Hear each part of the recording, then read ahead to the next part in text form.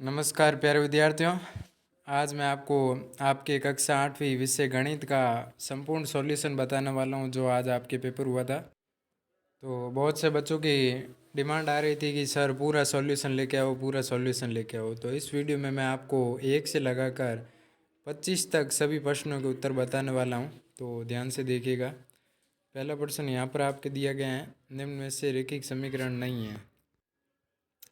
तो यहाँ पर आपके 4 ऑप्शन दिए गए हैं, तो इसका सही उत्तर है डी, यानी इसका सही उत्तर द है।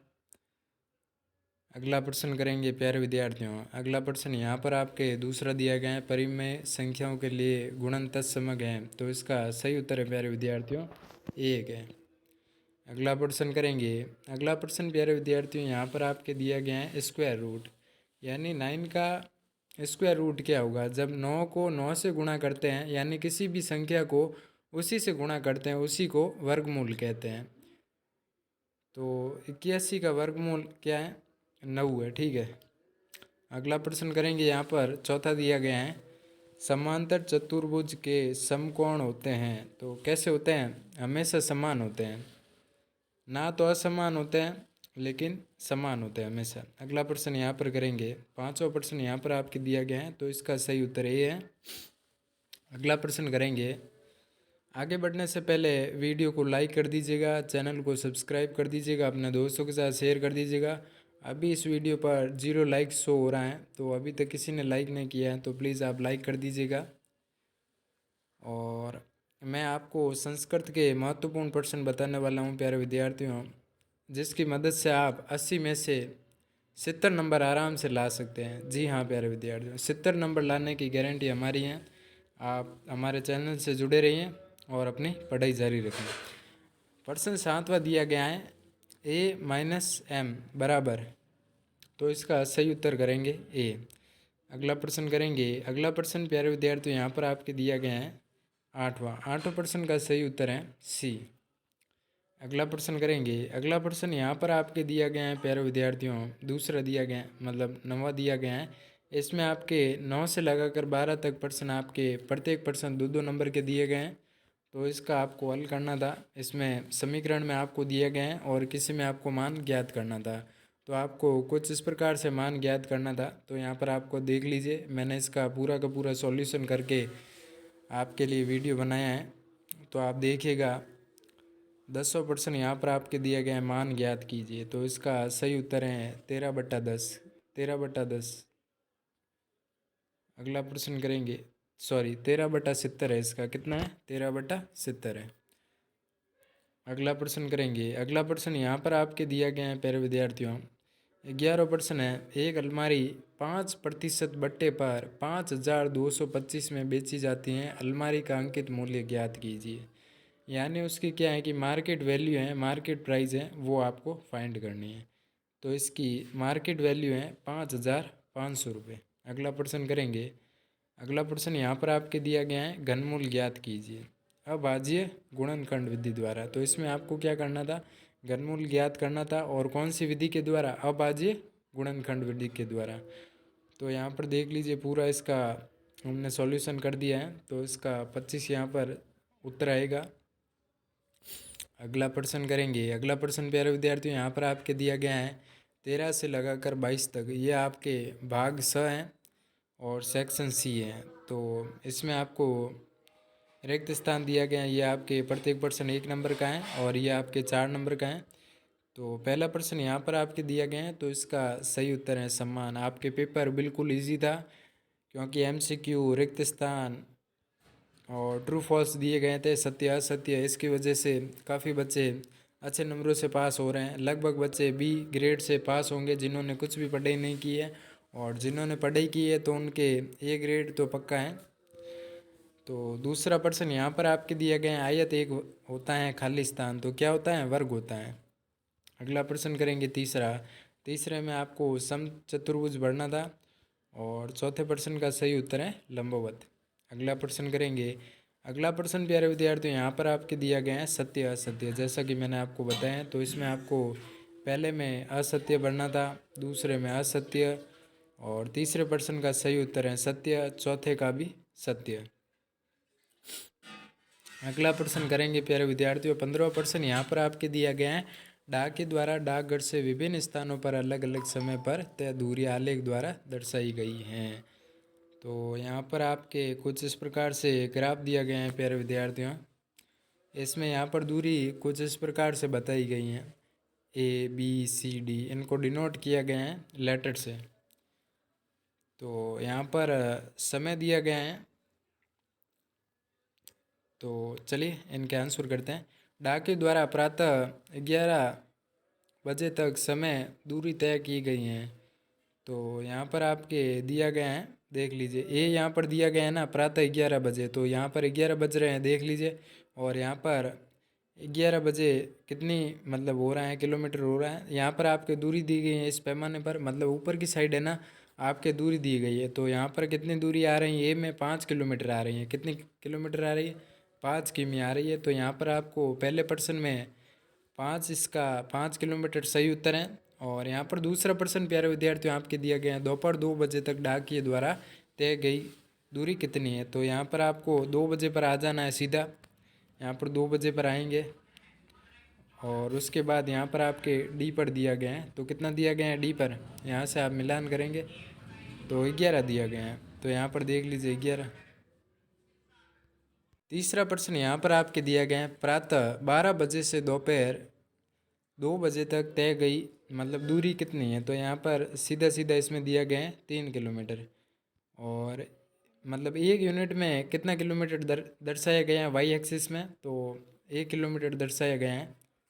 तो ये आपके बिल्कुल ईजी प्रश्न था। उम्मीद है कि सभी के ए ग्रेड से अच्छे नंबरों से पास हो। और आपके 16 प्रश्न यहाँ पर आपके दिया गया है। इसमें आपको क्या करना था, मिलान करना था। ये भी आपके 4 नंबर का प्रश्न है। तो आप कमेंट करके ज़रूर बताइएगा। जिसके भी 80 नंबर में से 50 से ज़्यादा नंबर आ रहे हैं वो कमेंट कीजिएगा।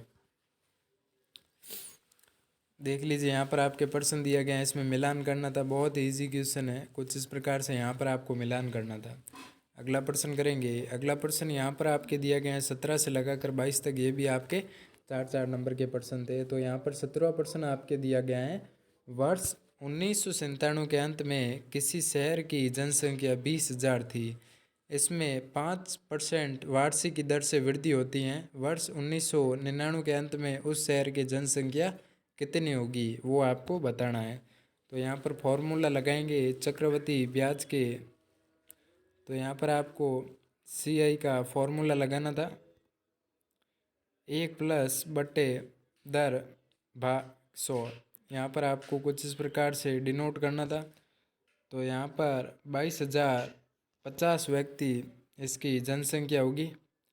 तो कितनी यहाँ पर वृद्धि हुई है, तो यहाँ पर आप साफ साफ देख सकते हैं। पहले 20,000 थी और 22,500 हो जाती है। 22,500 या 50, हाँ तो 22,050 हो जाती है। तो इसमें बढ़ोतरी हुई है आपके 2050 की जनसंख्या में। 2050 की बढ़ोतरी हुई है, यहाँ पर आपको लिखना था। अगर आप डायरेक्ट भी उत्तर लिखते हैं तो आपको 1 नंबर तो इसमें आ ही जाता है। अगर आप पूरा मतलब बताते हैं फॉर्मूला लिख के सॉल्यूशन करके तो आपको 4 में से 4 नंबर मिलते हैं। अगर आपने सीधा उत्तर करके इसका फॉर्मूला लिखा है तो आपको 2 नंबर मिलेंगे। तो आपने किस प्रकार किया वो आप देख लेना। साथ में मैं आपको मार्किंग भी बता रहा हूँ। बाकी आपके 18% दिया गया है। वह सबसे छोटी पूर्ण संख्या ज्ञात कीजिए जिसको गुणा करने पर पूर्ण वर्ग संख्या बन जाए। तो यहाँ पर आपको कुछ इस प्रकार से करना था।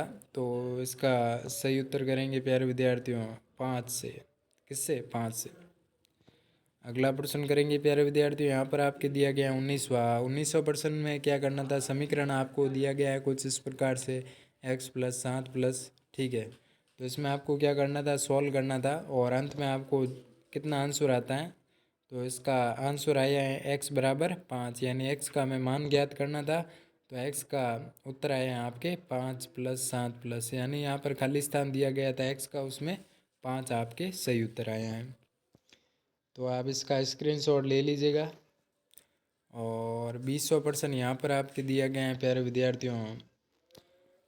44 सेंटीमीटर गुणा 3 सेंटीमीटर माप वाले आयताकार कागज के टुकड़े को बिना अतिव्यापन के लिए मोड़कर 3 सेमी ऊंचाई का बेलन बनाया जाता है। बेलन का आयतन ज्ञात कीजिए। तो इसमें आपको क्या करना था, बेलन का जो आयतन है वो हमें ज्ञात करना था। यानी मतलब इसकी चौड़ाई कितनी है सिलेंडर की और ऊंचाई कितनी है वो हमें ज्ञात करनी थी। तो इसका उत्तर कुछ इस प्रकार से करेंगे प्यारे विद्यार्थियों। यहाँ पर मैंने इसका पूरा उत्तर बता दिया है। अगला प्रश्न करेंगे। यहाँ पर 21वां प्रश्न यहाँ पर आपके दिया गया है। एक फैक्ट्री को कुछ वस्तुएं 60 दिन में बनाने के लिए 45 मशीनों की आवश्यकता होती है। यानी कोई वस्तु है जिसको 60 दिन में बनाने के लिए 45 मशीनों का प्रयोग करना पड़ता है। कितना? 45 मशीनों का। उतनी वस्तुएं 54 दिन में बनाने के लिए कितनी मतलब मशीनों की ज़रूरत पड़ेगी। तो यहाँ पर देखिएगा, तो दिन कम हो गए हैं, 54 दिन हो गए हैं, तो कितनी मशीन की ज़रूरत पड़ेगी इसमें देखते हैं। तो सही उत्तर करेंगे। यहाँ पर आपके दिया गया है 45 मशीन। कितनी मशीन? 50 मशीन की इसमें आवश्यकता पड़ेगी, 50 मशीन की। अगला प्रश्न करेंगे। अगला प्रश्न यहाँ पर आपके दिया गया है। एक कार द्वारा तय की गई दूरी को निम्न तालिका द्वारा दर्शाया गया है। रेखिक आलेख बनाइए। तो इसमें आपको आलेख बनाना था। तो देखिए इसका उत्तर किस प्रकार से आप करेंगे। तो ये आपके ग्राफ दिया गया है। सबसे पहले आपको एक लाइन खींचनी थी सीधी कुछ इस प्रकार से, ठीक है। उसके बाद यहाँ पर इस प्रकार से आपको डिनोट करना था, ठीक है। उसके बाद यहाँ पर आपको जीरो लेना था और यहाँ पर कट लगाने थे, ठीक है। यहाँ पर आपके दिया गया है, समय दिया गया है, तो नीचे आपको समय से डिनोट करना था। किससे करना था? डिनोट से, समय से। तो कलर मैं आपको चेंज कर देता हूँ और बता देता हूँ।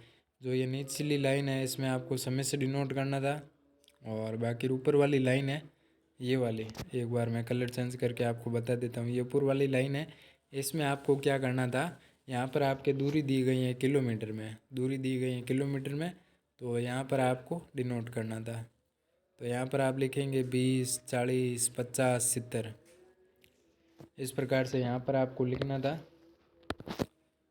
इस प्रकार से आपको ग्राफ बनाना था। बहुत ही सरल प्रश्न है। तो ये तो आपके 4 नंबर, मतलब आपके ग्राफ के काफ़ी क्वेश्चन आ गए। लमसम 3 से 4 प्रश्न आपके ग्राफ के आए हैं, यानी 4 गुणा 4 यानी 16 नंबर के तो सिर्फ आपके ग्राफ ही आए हैं। तो ये तो बहुत अच्छी बात है, क्योंकि 16 नंबर ग्राफ के बहुत इजी क्वेश्चन होते हैं। ग्राफ से इजी कोई क्वेश्चन नहीं होता है। इसमें बस आपको देखकर बताना होता है कि कितना पैमाना दिया गया है, कौन सा आंकड़ा है, किस प्रकार से ग्राफ बढ़ना है। अगला प्रश्न यहाँ पर करेंगे 23वां प्रश्न आपके 8 नंबर का है। ये भी आपके ग्राफ का है, यानी 16 + 8। तो आप देख लीजिए 24 नंबर के यानी आपके ग्राफ का आ गया है क्वेश्चन, तो बहुत अच्छी बात है। 23वां प्रश्न यहाँ पर आप करेंगे। दुर्घटनाओं की निम्न सारणी दी गई है। यहाँ पर भारी वाहन 160 दुर्घटना हुई हैं। तो यहाँ पर आपको देख लीजिए, मैं आपको साइड में करके बता देता हूँ। कुछ इस प्रकार से यहाँ पर आपको गोला करना था और उसके बाद यहाँ पर इसमें आपको डिनोट करना था। मैं कलर चेंज करके आपको बता देता हूँ ताकि आपको आसानी हो। यहाँ पर कलर कर देंगे और देख लीजिए यहाँ पर इसके अंदर 160 यानी इसमें ज़्यादा होगी।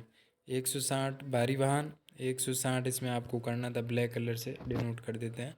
160 भारी वाहन थे और आपके एक बार, ठीक है, 160 और उसके बाद यहाँ पर आपके 40 अन्य थे। कितने थे? 40 अन्य थे। तो यहाँ पर आपको 40 यहाँ पर आपको करना था साइड में 40 और 60 यहाँ पर आपके कार जीप से दुर्घटना हुई है और बाकी आपके 100 दुर्घटना किससे हुई है? मोटरसाइकिल से हुई है। यानी सबसे ज़्यादा जो दुर्घटना हुई है वो भारी वाहन से हुई है। किससे हुई है? भारी वाहन से हुई है। सबसे ज़्यादा दुर्घटना भारी वाहन से, उसके बाद मोटरसाइकिल से, यानी हमने कर दिया है 100। और टोटल दुर्घटनाएं कितनी हुई है? 360 हुई है। तो ये आपके बहुत ही सरल प्रश्न था, 8 नंबर का फ्री फोकट के प्रश्न ही, मतलब नंबर समझिए, इसमें कोई दो राय नहीं है। बाकी इसमें अथवा में भी दिया गया था, अथवा वाला भी मैं आपको बता देता हूँ अगर आपको समझ नहीं आया है तो यहाँ पर ध्यान से देखिएगा। इसमें भी आपको सर्कल बनाना था कुछ इस प्रकार से।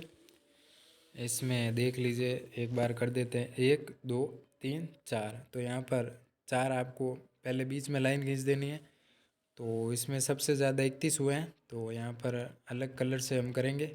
31 की इस प्रकार से लाइन खींच देनी है, 31 की। उसके बाद यहाँ पर आपके 22 का हो रहा है आंकड़ा, तो 19 भी हैं, 22 का कुछ इस प्रकार से आप खींच देंगे। यहाँ पर आपको 22 भर देना है और यहाँ पर आप भरेंगे 31 भर देंगे। और यहाँ पर पीले में आपको कितना भरना है, 18।